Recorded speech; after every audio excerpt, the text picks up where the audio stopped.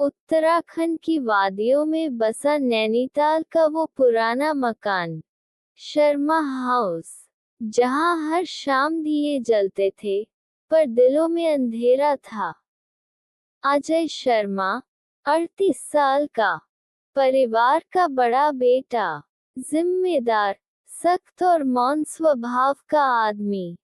उसके छोटे भाई करण की शादी हाल ही में हुई थी, एक सुंदर, शिक्षित और संस्कारी लड़की रागिनी से। घर में सब कुछ था, धन प्रतिष्ठा, पर प्यार किसी के पास नहीं था।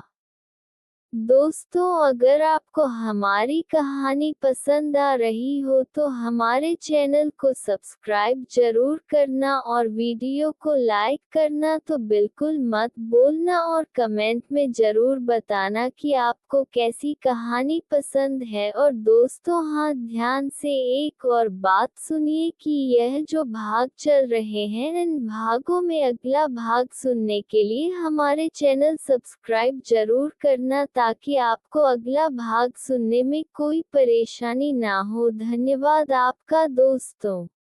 भाग 2, रागिनी की मुस्कान और अजय की खामोशी। रागिनी बचपन से बहुत जीवंत थी, हंसती थी, सबको जोड़ लेती थी, पर ससुराल आकर उसने महसूस किया कि यहाँ हर कोई अपने कमरे में कैद है। करण अक्सर बाहर काम के सिलसिले में रहता, और अजय सारा दिन खेत और बिजनेस संभालता। एक दिन बारिश में रागिनी बालकनी में खड़ी थी। वो गुनगुना रही थी, सावन बरसे। अजय ने पीछे से आवाज दी, छत पर मत जाओ, फिसलन है। वो पलटकर बोली, बारिश में भी डरते हैं आप, या सिर्फ जिंदगी से?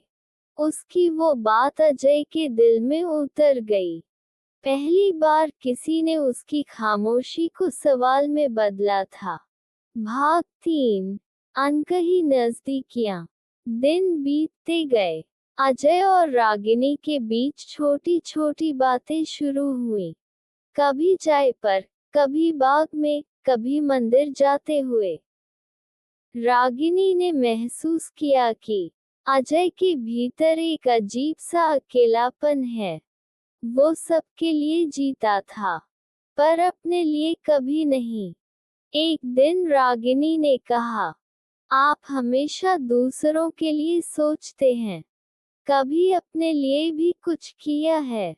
अजय बोला, अपने लिए कुछ करने का हक मैंने बहुत पहले खो दिया। उसकी आवाज में जो दर्द था, वो रागिनी को बेचैन कर गया। भाग 4, एक खत, एक सच्चाई। रात को रागिनी ने अजय के कमरे के पास से गुजरते हुए टेबल पर एक खुला हुआ खत देखा। लिखा था, प्रिय अजय, हमें माफ करना, मैं अब किसी और के साथ जा रही हूँ।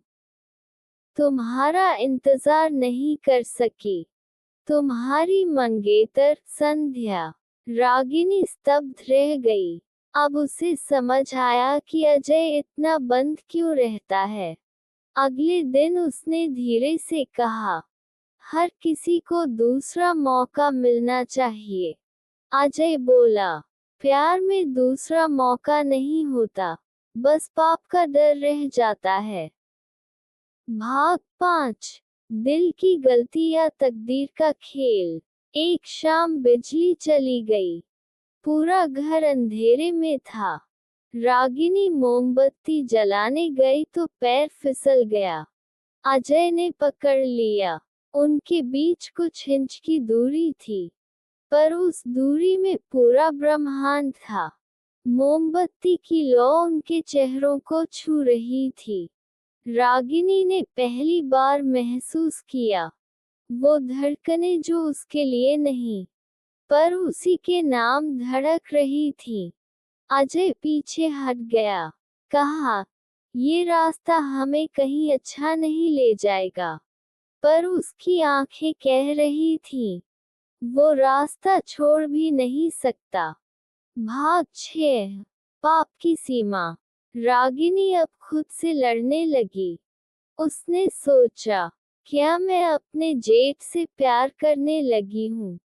वो सवाल उसे हर पल जला रहा था। वो पूजा करती, व्रत रखती, पर मन बार बार अजय के आसपास भटकता। अजय भी अंदर से टूट रहा था। वो रात रात भर नींद में उसका नाम बुदबुदाता, रागिनी, और फिर खुद से कहता, पाप है ये, रोक लो खुद को। भाग 7, करण की वापसी। 3 महीने बाद करण वापस आया। रागिनी ने उसकी हर बात पर हंसी, पर दिल में अजीब सी खामोशी थी। करण बोला, भाभी, भैया तो अब मुस्कुराने लगे हैं। आपने घर में नई रौनक भर दी। रागिनी ने सिर झुका लिया। वो नहीं जानता था कि वो मुस्कान किस वजह से आई थी। भाग 8, तूफान की रात। एक रात घर में बड़ा तूफान आया। बिजली गई, दरवाजे खुल गए। रागिनी डर के मारे अजय के कमरे की तरफ दौड़ी। वो बोली, मुझे डर लग रहा है। अजय ने कहा, डरिए मत, मैं हूँ। वो उसके करीब आए। एक आंसू उसके गाल पर गिरा।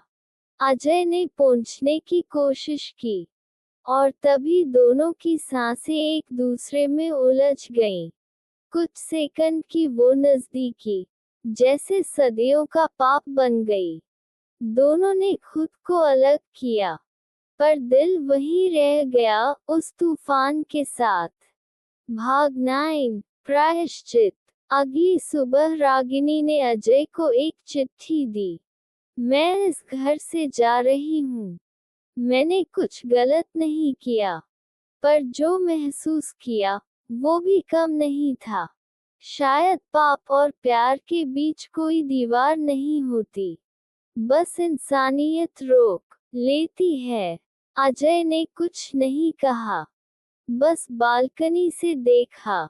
वो जा रही थी, जैसे उसकी आत्मा जा रही हो।